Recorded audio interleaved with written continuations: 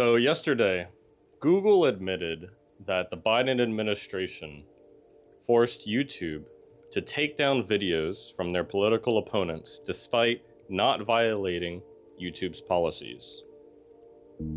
Google said what the Biden administration did was wrong. A whole bunch of people are saying what they did is evil. And they also bring up the migrant crisis, as they call it, the unfettered illegal immigration that occurred in the southern border over the last during the administration. And they want to call it evil because they want a simple narrative that is easy to understand and is easy to get mad about. But I believe that virtually everyone, save just a few exceptions, of humans in the world genuinely are trying to do the right thing, however they perceive the right thing to be, even if that means censorship, even if that means many other things that have occurred and what I mentioned. So, if they were trying to do the right thing, then what is that perspective? And actually, I've thought of it, I'll provide an example after I say that they are impatient. They became impatient and decided to start taking matters into their own hands forcefully. Because fundamentally, they want people to be accepted, to not be denied workplace opportunities, admission into colleges, to be treated as decent human beings despite however they dress and act and behave. They're here just exploring themselves and expressing themselves, and we all have problems and we're all trying to work through things, etc. And our country and the world has a long history of just oppressing people, of some people not understanding others, thinking they have a demonic spirit, or they just otherwise disagree with how someone else thinks, believes, and behaves, and they want to put a stop to that because they want to, like everyone, have a sense of community, cohesion in our culture, and sense of values. And when there's a clash of values, it almost inevitably turns into conflict. Because I think that my way is better than your way.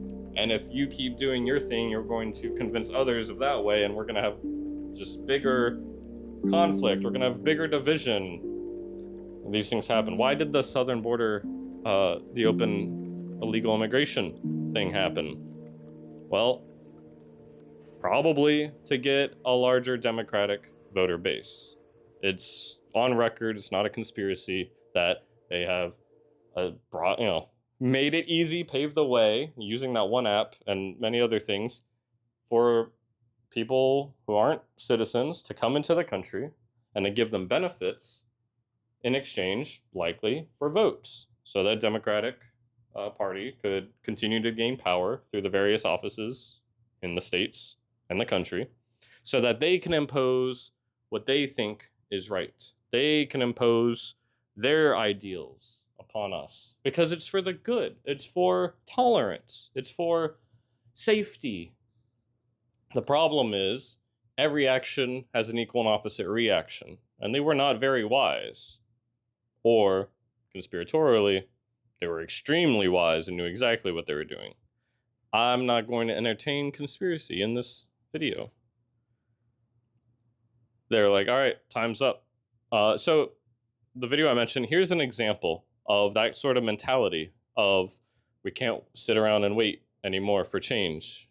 America as we know it must end. And the people here, I promise you, we do feel ashamed. We do feel like we're not doing enough. We do feel like change needs to come, because change must come. And in the form that it must come is that this empire, the American empire that's been hurting our people since the beginning, the imperial Western powers that have been hurting our people since the beginning, they must fall. And inshallah they will fall. And my message to the people of Gaza and the oppressed peoples across the world is that there are people here, both young and old, who are going to be willing to fight and are willing to put their lives and everything they can on the line to bring these empires down, because they must come down. The problem with this mentality is, again, every action has an equal and opposite reaction. And throughout history, when one force tries to assert itself, assert dominance over another, that other gets empowered to fight back. And it just keeps going on. We could talk about every conflict in the Middle East. We could talk about virtually everything throughout human history has been projection and has been trying to force things a certain way. Because the truth is, real change is slow, like true, honest change, generational change. It's slow, and it's hard. It's messy. It's not a matter of let's write laws and force people to abide by the laws or else. It's a matter of mindset. It's a matter of culture. It's a matter of spirituality, honestly.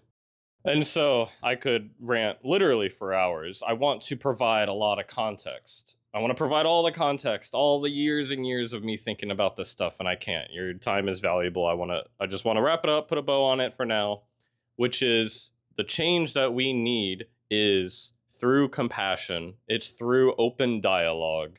It's through a spiritual revolution.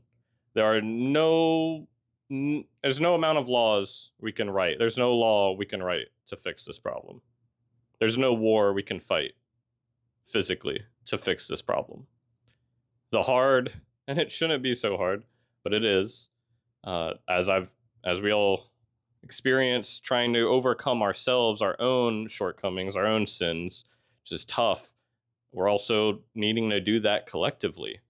And as we are completely overwhelmed by noise on these platforms, by the algorithms, by things that catch our attention. It's the same here. As I've become quite good at shutting that out, but sometimes I just get caught into something because it's so interesting. It's like, oh, what did that say? Drama, for some reason, it just pulls at us. But we have to say no, and we have to come together, have dialogue. And this is a very abstract concept.